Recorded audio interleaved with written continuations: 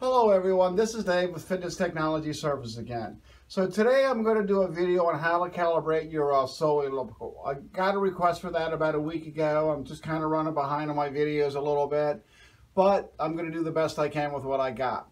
So what I have now is a Sole E25. All of them really calibrate the same way. Some of them automatically calibrate the resistance when you first turn it on. So before I actually get to the calibration process, I'm going to show you what happens when you first turn on the elliptical. The difference between what I'm going to do in a calibration and what you do at home, you won't have your machine apart like this, so you won't really be able to see the inside workings. So I thought you might be interested in seeing exactly what happens when you go through calibration or when you reboot the unit and first turn it on. So the first thing I'm going to do is I'm just going to turn it on. Now once I turn it on like this, it's going to automatically seek to go to its lowest point.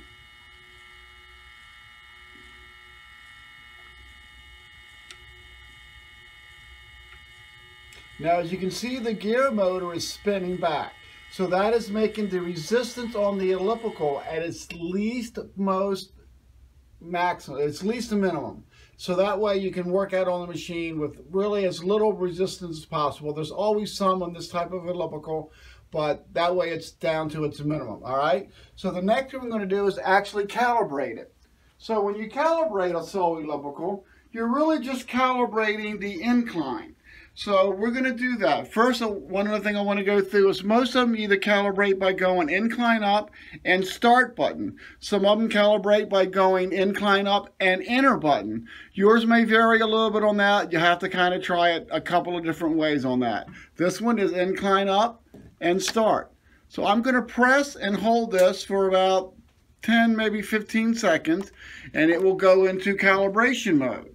Alright, so after that, we're just going to follow the prompts because it's really not a lot to do it. So all we're going to have to do is hit start. And then once we hit start, the incline is going to start calibrating. So the incline will go all the way up to read its readings on that. Then it will go back down to read its readings on the height on that. As you notice also, I just wanted to say that I got my little safety lip on. I installed that about 2 months ago in a different video that I did. It's still working out just fine. But I thought I would remove all the covers so that you can see exactly what's happening when you go and calibrate your machine. So it's going to go all the way up, and then it's going to hesitate for 10-15 seconds, and then it's going to incline itself down. So, we just heard the relay click. It should be inclining itself down at any time now.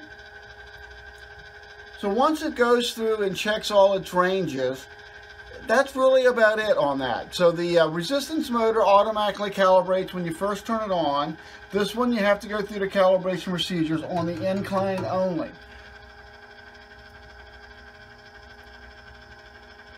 It's going to go all the way down. And let's see what the console says up here. Come up here real quick. As you can see, it's recording the differences on the incline itself. That's the potentiometer that you're looking at there. And after that, it should clear itself out and go back to a normal screen. It's giving you its version number, and there you go, back to manual mode. So this passed calibrations, and that's all you really do when you calibrate an elliptical. So I hope this video helps a lot. Hopefully it's helpful to some of you guys. I did get a request on this, so there's my next video. Thanks, and see you soon.